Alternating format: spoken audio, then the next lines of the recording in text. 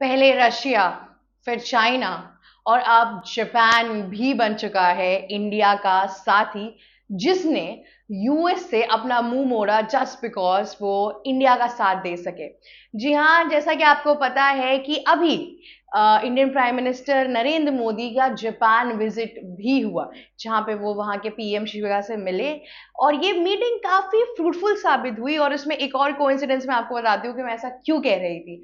इस मीटिंग के अंदर, इस मीटिंग से एक्चुअली पहले जो एक्सपोर्टर्स की मीटिंग होने वाली थी यूएस के साथ जापान की, वो ट्रिप जापान ने कैंसिल कर दी। उन्होंने बोला मोदी जी आ रहे हैं, ऐसा हम अपने हिसाब से बता रहे हैं, पर मुझे ऐसा लगता है कि सिमिलर वे में, क्योंकि डिप्लोमेसी और पॉलिटिक्स में कोई भी चीज बिना सोचे समझे नहीं की जाती है।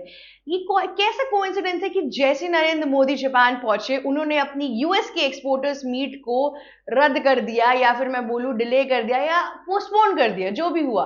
उन्होंने अपनी प्रायोरिटी यूएस के सामने क्लियर रखी कि इंडिया हमारी प्रायोरिटी लिस्ट में पहले आता है।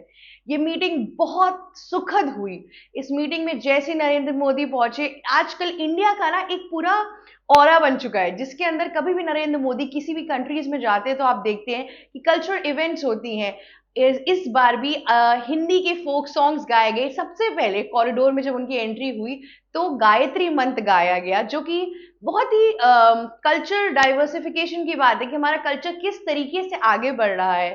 फिर हमारा राजस्थानी फोक सॉन्ग भी गाया गया। फिर काफी हद तक कल्चरल परफॉर्मेंसेस हुए। और जापान के जो इंडियन के कहते हैं रेसिडेंट्स हैं वहां पे, काफी बड़ी नहीं है, छोटी सी जो पूरी चीजें हैं, वो सारे नरेंद्र मोदी से मिलने आए ऑलमोस्ट लोग, और काफी उल्लास भरा समा बैठ गया। जापानीज इंडियन को भी ऐसा लग रहा था कि अच्छा, कोई हमारे घर से हमसे मिलने आया, बिल्कुल वैसे मिले। आगे चलते हैं डील्स पे। जापान और इंडिया की डील्स काफी अच्छी हुई है इस टाइम पे। जापान, जैसा कि मैं आपको बता रही थी कि इंडिया लास्ट टाइम पे, मैं जैसा आपको बताया कि इंडिया रेयर अर्थ मिनरल्स पे काफी काम कर रहा है, क्योंकि उससे ही वो अपनी इलेक्ट्रिक व्हीकल की जो उसने एक नई शुरुआत की है जापान के साथ ही, जिसमें आपका ये आपकी जो मारुति सुजुकी ने जो नई अपनी इलेक्ट्रिक व्हीकल निकाली थी, जो 100+ कहते हैं जो आपकी कंट्रीज उसमें लॉन्च होने वाली है, वहां से उनके अंदर एक चीज आई कि कैसे डिफेंस और इन सब चीजों में रेयर अर्थ मिनरल बहुत इंपॉर्टेंट है। और अभी इंडिया और जापान ने रेयर अर्थ मिनरल का अपना एक डील फाइनल की है। साथ ही साथ उन्होंने चंद्रयान 5 का भी लॉन्च किया है। जी हाँ, चंद्रयान 5 भी इसरो और जापानीज स्पेस स्टेशन के लोग साथ में मिलकर ये करेंगे, जहां पे वे लूनर पोलर मिशन पर जाएंगे। ये काफी ज्यादा इंटरेस्टिंग और साथ ही साथ अच्छी इंफॉर्मेशन है इंडिया के लिए। जहां इंडिया एक तरफ से अपना ग्लोबल एक पावर उसने खोई, उसने ही दूसरी ओर पे उसे 3-4 ये आपकी डेवलपिंग और डेवलप नेशंस मिल चुके हैं, जिनकी इकोनॉमी अच्छी है, जिनका स्टेटस अच्छा है, जिनके ट्रेड्स अच्छे हैं। जी हाँ, उसके अलावा मैं आपको बता दूं, ऑटोमोबाइल्स में तो जापान और इंडिया ट्रेड कर ही रहे हैं, साथ ही साथ एनर्जी रिजर्व्स में भी ट्रेड कर रहे हैं।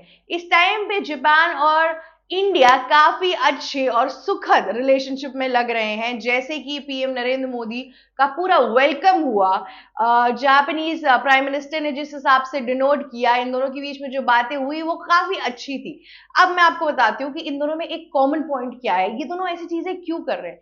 इस टाइम पे आप एक चीज भी समझिए, मैंने आपको एक चीज समझाई थी कि जियो पॉलिटिक्स में कभी किसी पे भरोसा नहीं करना चाहिए और कभी किसी पे कंप्लीटली रिलाई नहीं करना चाहिए। इवन इफ अगर इंडिया चाइना और रशिया जैसे क्या कहते हैं कंट्रीज के साथ डील कर रहा है, फिर भी उसको चाइना से सतर्क रहने की भी जरूरत है।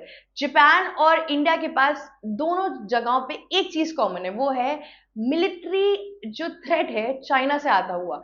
इस चीज पे अब जापान और इंडिया साथ में काम करेंगे कि वो दोनों काफी इक्विप्ड रहेंगे कि आने वाले टाइम में सिर्फ क्या कहते हैं चाइना ही नहीं, कोई अदर कंट्रीज भी आकर हमारे मिलिट्री सेक्टर पे या हमारे चीजों पे थोड़ा सा भी थ्रेट ना बनाए। मैं आपको बता दूं कि India second largest exporter of weapons है आफ्टर यूक्रेन। जी हाँ, इसके बाद से इंडिया को अपनी मिलिट्री के वेपन्स को मैन्युफैक्चर करने में, काफी चीजों को करने में काफी हेल्प होगा अगर जापान भी हमारा साथ टाइम पर देगा। जापान एक बहुत ट्रस्टवर्दी के कहते हैं क्षेत्र है, या फिर एक मैं बोलूँ एक ट्रस्टवर्दी एरिया के कहते हैं कंट्री है, जहां हम अपने ट्रस्ट लाइक कर सकते हैं। जापान और इंडिया के रिलेशंस काफी हद तक और बहुत टाइम से अच्छे थे। इसमें कभी भी हमें ऊंच नीच या खोट वोट कभी कुछ ढंग से ऐसा कुछ दिखा नहीं आज सच। तो ये जो रिलेशनशिप है, इसको आगे बढ़ाना, इसके साथ आगे चलना, और ठीक एक दिन पहले जब कल पीएम नरेंद्र मोदी को चाइना भी विजिट करना है, जहां पे वो एससीओ कॉन्फ्रेंस भी अटेंड करेंगे शंघाई की, तो ये सब जो चीजें हैं वो काफी हद तक आप समझिए कि अपने इंडिया के हित में जा रही है। इस टाइम पे अभी अप्रैल और जून का डेटा आया था, जहां पे 7 से 8% ग्रोथ देखी गई जीडीपी के अंदर। हालांकि इस टाइम पे स्टॉक मार्केट कम है और चीजें थोड़ी खराब हो गई है। मैंने आपको बताया 2 से 3% आपकी हमारे जीडीपी में असर आएगा, पॉइंट्स जो हैं आपके।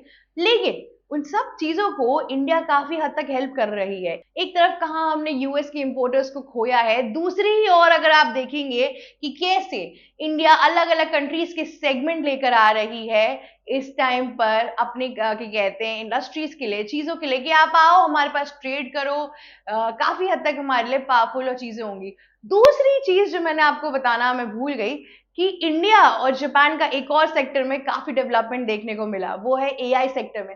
जी हाँ, वो डिजिटल सेक्टर्स में काफी हद तक पैसा इन्वेस्ट कर रहे हैं जापानीज चीजें। और जैसे कि आपको मैंने पहले बताया कि चाइना के साथ इंडिया के जो टाइज थे उसमें क्या कहते हैं रुकावटें तो थी, पर उसके पहले एक और चीज आई थी कि जब गलवान घाटी वाला पूरा इंसिडेंट हुआ था, तो इंडिया ने 59 एंड अबव एप्स बैन किए थे चाइना के, क्योंकि उनको लगता था कि सिक्योरिटी थ्रेट है और काफी चीजें ये वो।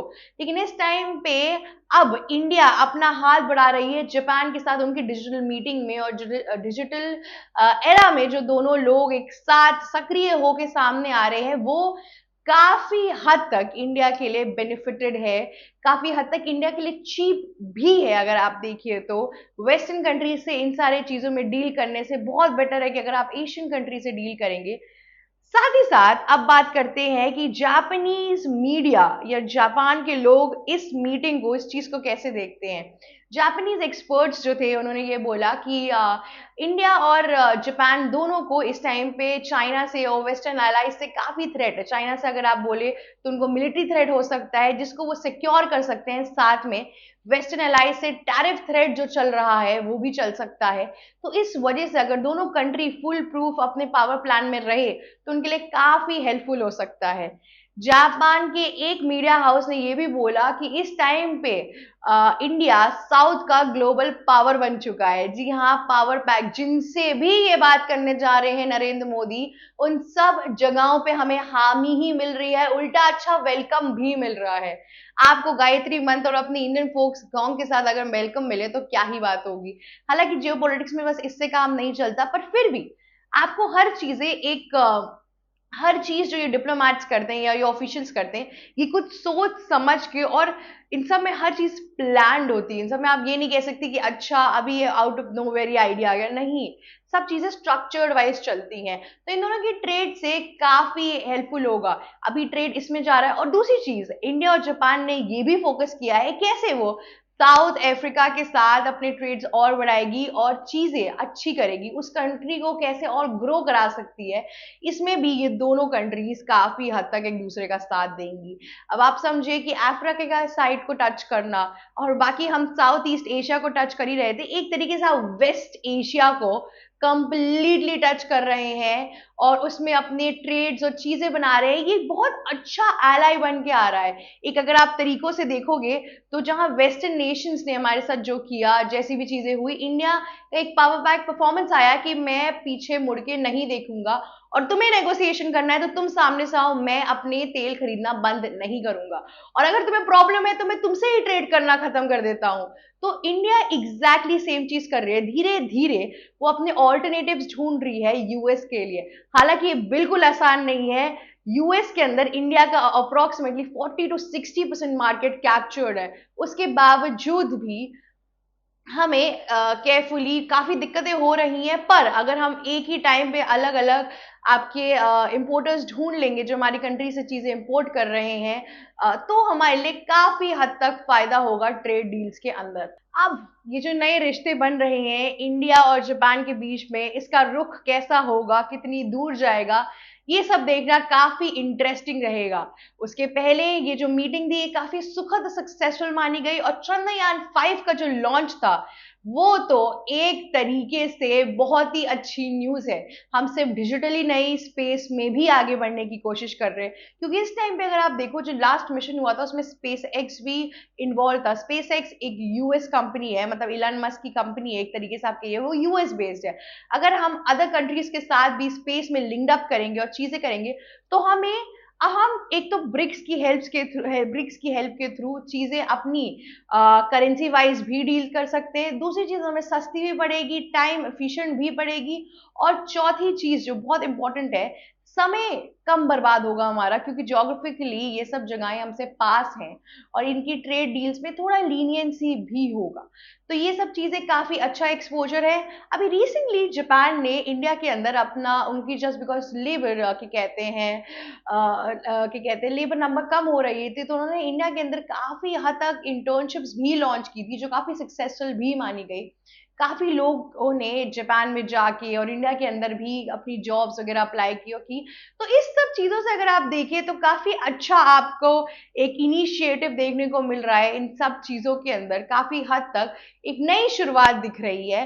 अब देखते हैं कि ये नई शुरुआत कहाँ तक लेके जाती है, ये डील्स कितनी सक्सेसफुल होती हैं, और हमारे इंडियन एक्सपोर्टर्स को कितना राहत मिलता है इन सब चीजों की वजह से। इन सब चीजों के लिए बने रहिए आप एबीसी हिंदी पर। मेरा नाम श्री चित्रांशी है, and thank you for watching us. Also please आप लाइक, शेयर, सब्सक्राइब और कमेंट करना मत भूलिएगा, क्योंकि आपके वैल्यूएबल कमेंट्स हमारे लिए बहुत इंपॉर्टेंट है। Thank you for watching us.